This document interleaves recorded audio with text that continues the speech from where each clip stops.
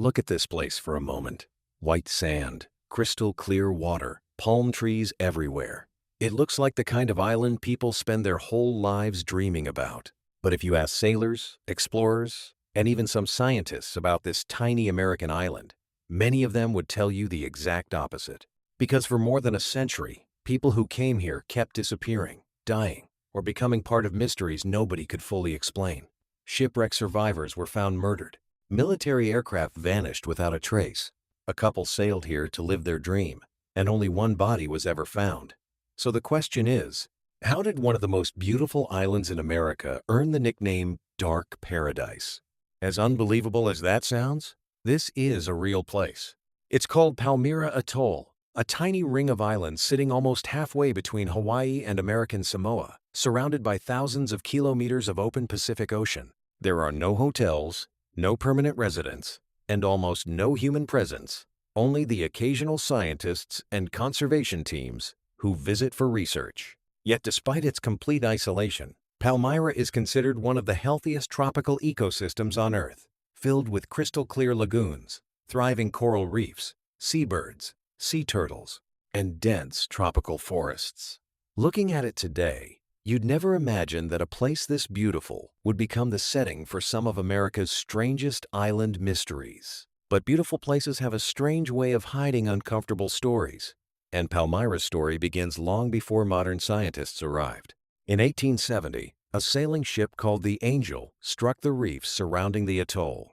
Shipwrecks weren't unusual in this part of the Pacific. The reefs are difficult to spot until it's too late, and countless captains underestimated how dangerous they could be. The crew of the Angel managed to escape the wreck and reach the island alive. For them, it must have felt like incredible luck. They had survived the ocean, they had found land. Rescue would surely come eventually. It did. Months later, another ship finally reached Palmyra, expecting to rescue the stranded sailors. Instead, they found something nobody could explain. The survivors were dead, not from starvation, not from dehydration. According to historical accounts, they had been brutally murdered. There were no clear answers, no surviving witnesses, and no obvious explanation for what had happened on such an isolated island. Who killed them? Why? Were they attacked by someone already living there? Or had something happened among the survivors themselves? More than 150 years later, nobody can answer those questions with certainty. The mystery simply became part of Palmyra's growing legend. On its own, one unexplained tragedy could easily be dismissed as bad luck. Remote islands are dangerous places, and strange things happen in isolation. But what makes Palmyra different is what happened afterward. Decades passed. Ships came and went. Explorers visited. Then, during the Second World War, the United States transformed the atoll into a strategic military outpost. Runways were built. Thousands of military personnel were stationed there. For the first time in its history, this lonely island was suddenly filled with activity. You'd expect that bringing modern technology and hundreds of trained servicemen to the island would make it feel less mysterious. Instead, the stories only became stranger. Military aircraft operating around Palmyra occasionally disappeared without leaving clear answers. One patrol flight vanished during operations, and despite search efforts, neither the crew nor the aircraft were ever conclusively recovered. Another aircraft took off from the island and simply never returned. Official records documented accidents, but for the people living on the island, these incidents became something more than statistics. Combined with the island's earlier tragedies, they reinforced a growing belief that Palmyra carried unusually bad luck. Some servicemen later described the intense isolation as psychologically exhausting. Long deployments, endless ocean in every direction, and the feeling of being completely cut off from the rest of the world led to tension, conflict, and, in some cases, even suicide. Whether those events had anything to do with the island itself, or were simply the harsh reality of life in extreme isolation, nobody could really say. Then, in the summer of 1974, two experienced sailors arrived at Palmyra, believing they'd found the perfect escape from civilization. Their names were Mac Graham and Eleanor Muff Graham, a married couple who had spent years sailing across the Pacific aboard their yacht, Seawind. Unlike most visitors, they weren't planning to stay for a few days. They intended to spend nearly a year living on the island, surviving on the supplies they'd brought with them and enjoying the complete solitude that Palmyra seemed to offer. For Mac and Muff, this wasn't a dangerous expedition. It was supposed to be the adventure of a lifetime. Little did they know, they were about to become the most infamous chapter in the island's already unsettling history. For the first few weeks, everything seemed to be going exactly as they had imagined. The couple explored the small islands, collected coconuts, fished in the lagoons, and settled into a life far removed from the rest of the world. They weren't completely alone, though. Another small group of people was also staying on Palmyra. Among them were a man named Buck Walker and his girlfriend, Stephanie Stearns. Walker claimed they had simply become stranded after their boat was damaged on the reef. At first, it sounded like nothing more than an unfortunate accident, but those who met him would later describe him as unpredictable, aggressive, and someone who made them deeply uncomfortable. In fact, Mac and Muff weren't the first people to cross paths with Walker. Just weeks earlier, a team of amateur radio operators had arrived on Palmyra for a radio expedition. While exploring the atoll, they discovered Walker and Stephanie stranded on the reef and helped bring them safely ashore. It seemed like an ordinary act of kindness, but as the days passed, the group noticed Walker's behavior becoming increasingly tense. Something about him didn't feel right. Rather than extending their stay, they packed their equipment and left the island a day earlier than planned. At the time, they had no idea how fortunate that decision would prove to be. Not long after the radio team sailed away, something changed. Around the end of August 1974, radio contact with Mac and Muff suddenly stopped. Friends waiting for their regular transmissions heard nothing. Days passed, then weeks. Eventually, concern turned into alarm. An experienced couple sailing one of the most remote parts of the Pacific doesn't simply disappear without leaving some kind of explanation. Then another strange clue surfaced. In October 1974, a yacht arrived in Hawaii that immediately caught people's attention. It looked remarkably similar to the Sea Wind, but something was different. Its name had been painted over, and unfamiliar people were now sailing it.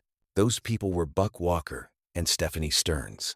When authorities began asking questions, their story quickly started falling apart. If Mac and Muff had chosen to remain on Palmyra, how had someone else ended up with their boat? Suddenly, what had looked like a missing persons case became something much darker. Walker claimed that the Grahams had voluntarily traded him the yacht before leaving the island on another boat. It was an extraordinary story, but investigators found almost nothing to support it. There were no witnesses, no radio messages, and no evidence that another boat had ever picked them up. Yet despite growing suspicions, there was one enormous problem. Without a crime scene or a body, proving murder was almost impossible.